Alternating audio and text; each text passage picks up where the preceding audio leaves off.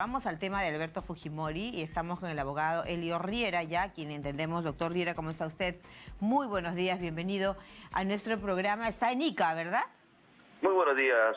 No nos encontramos en Ica.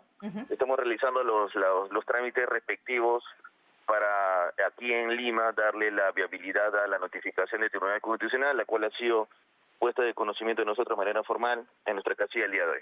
Correcto. A primera hora. Claro, doctor Elio Riera, mire, ya sabemos toda la situación del Tribunal Constitucional, la interpretación, por otro lado, entender que tiene que ser el juez el que dé prácticamente la resolución, ¿no es cierto?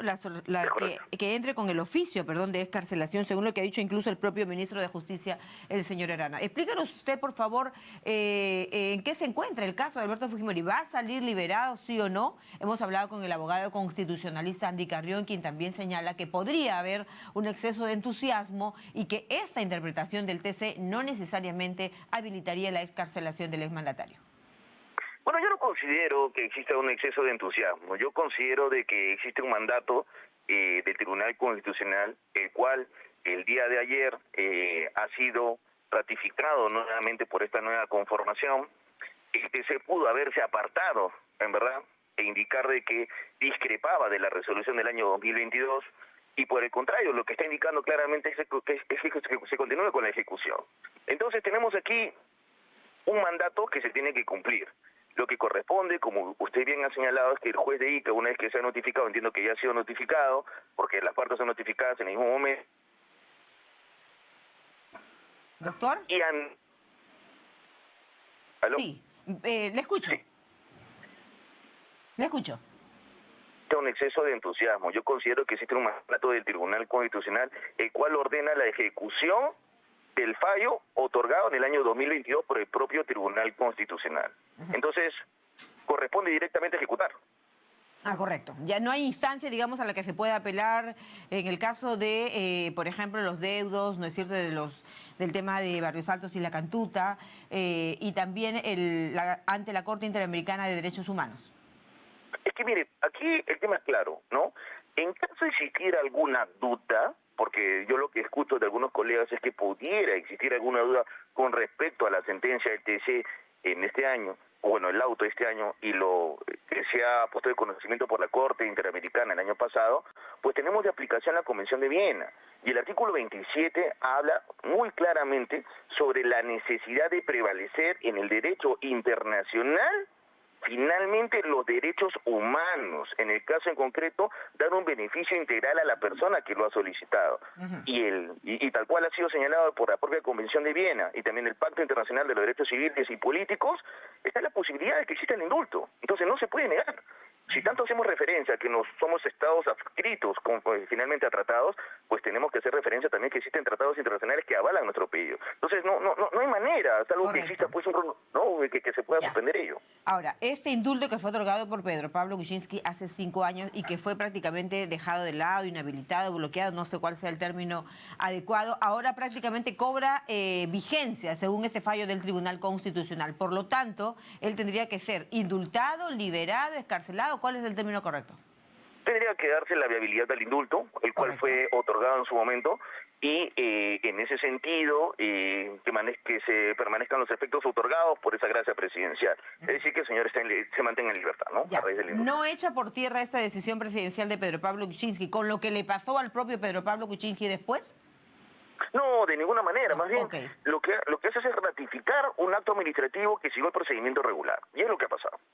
Ah, correcto, porque en las declaraciones que usted ha vertido, doctor, prácticamente daba por hecho que incluso hoy mismo, hoy miércoles, tendría que ser liberado el exmandatario Fujimori.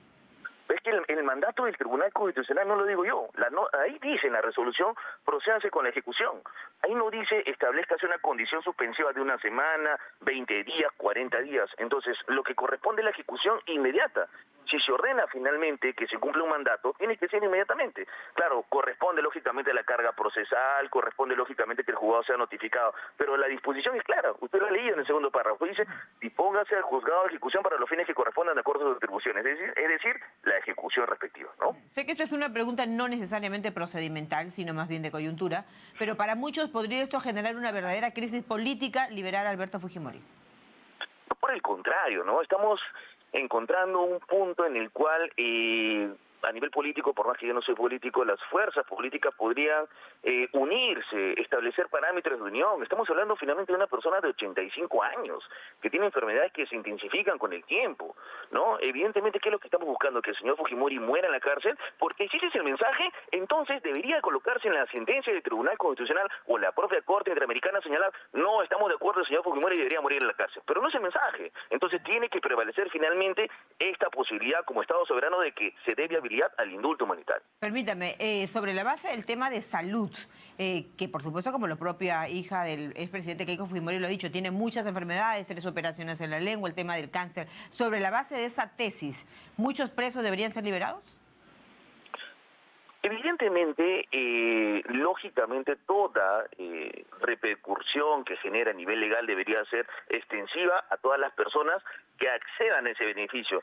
Si tenemos a una persona en la cárcel que tiene 85 años y lógicamente está muriendo, pues evidentemente podría darse la posibilidad de que sea indultado, ¿por qué no? Entonces, tenemos que tener claro que es una gracia, es una facultad del Poder Ejecutivo del Presidente de la República, quien en base a un procedimiento regular, el cual ya fue realizado, puede otorgar el indulto humanitario. Claro que sí, evidentemente, no hay ninguna restricción. Si lo merece, es conforme a ley. Claro. Ahora, quiero leerle textualmente lo que usted ha dicho, ¿no? Debería darse la liberación inmediatamente. Recordemos que el día de mañana, es decir, hoy, porque usted dijo esto ayer, hoy miércoles 29 de noviembre, la norma dispone que sea de efecto inmediato y el Tribunal Constitucional no ha puesto ningún tipo de condición suspensiva a su mandato. Sí. Es decir, el juez, una vez que el juez sea notificado, tiene que ejecutar el oficio de excarcelación, ha explicado usted. ¿Hay plazos? El juez debería de dar cumplimiento al auto resuelto por el Tribunal Constitucional, por medio del cual le indica que debe resolver, que debe pronunciarse, ¿no? Y tiene que ser inmediatamente. Estamos hablando de un tema de salud, un tema de indulto humanitario, como tal, de libertad de una persona. Claro, que en realidad sabemos que es una gracia presidencial. Es una prerrogativa de un presidente de la República, que en ese caso fue Pedro Pablo Kuczynski quien lo otorgó y que luego... Recuérdenos usted por qué es que no, o por qué fue interrumpido, digamos, de alguna manera, este indulto. ¿Por qué fue?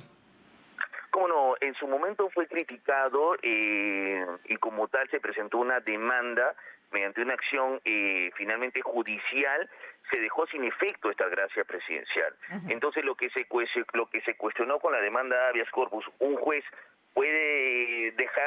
penal puede dejar sin efecto una gracia presidencial, tiene facultades, tiene competencia, ¿no? Entonces, finalmente, esa demanda en primera instancia se perdió, en segunda instancia fue declarada improcedente y el Tribunal Constitucional dijo, no, restitúyase los efectos como tal, es válido, ¿no? Correcto. ¿Por qué demoró tanto esta interpretación? ¿Por qué sale justo ahora? No podría darle yo esa respuesta, señorita periodista. Lo que yo puedo indicar es que desde el año 2022 venimos batallando por esta causa con respecto al tema de la validación del indulto humanitario. Es una batalla pues interdiaria, diaria, presentando pues argumentos, cuestionando, todo en beneficio del señor presidente. Es una justa causa, ¿no? Hago referencia a que todo depende de la carga procesal del propio Tribunal Constitucional. Nunca hemos tenido pues ningún impedimento ni limitación. Somos respetuosos del marco del principio de la legalidad, pero evidentemente estando en este momento con un auto que ya aclaró la disposición por la cual se tiene que ejecutar, tiene que priorizar el mandato del TC. O sea, ejecútase y cúmplase inmediatamente, es lo que señala el Tribunal Constitucional, por lo mismo que usted ha interpretado, ¿no?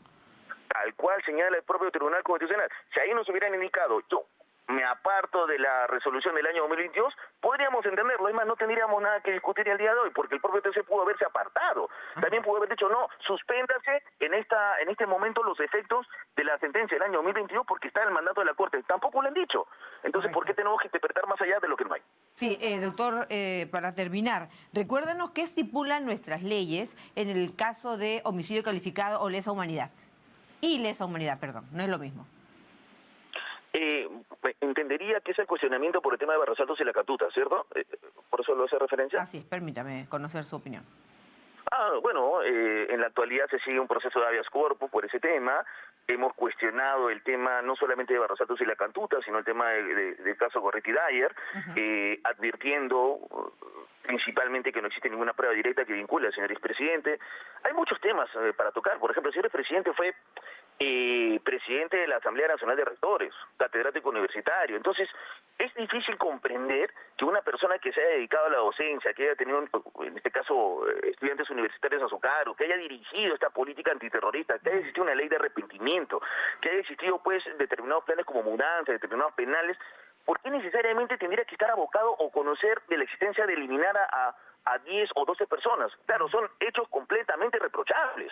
No puedo decir que no, pero de ahí a que el señor presidente haya tenido conocimiento de ello, no hay nada que pueda aseverar ello, no hay nada. Correcto. Bueno, ¿en qué momento se encuentra usted en toda la defensa que ejerce de Alberto Fujimori? ¿Qué estamos esperando ahorita? ¿En qué se encuentra usted?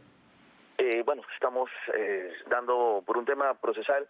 Tengo que mantenerlo en reserva, pero en líneas generales dándole viabilidad al pedido del TC. Nos corresponde Bueno, pero acá como defensa. usted lo puede contar porque es el abogado y está siguiendo, digamos, este es un proceso abierto, con total transparencia. ¿En qué estamos?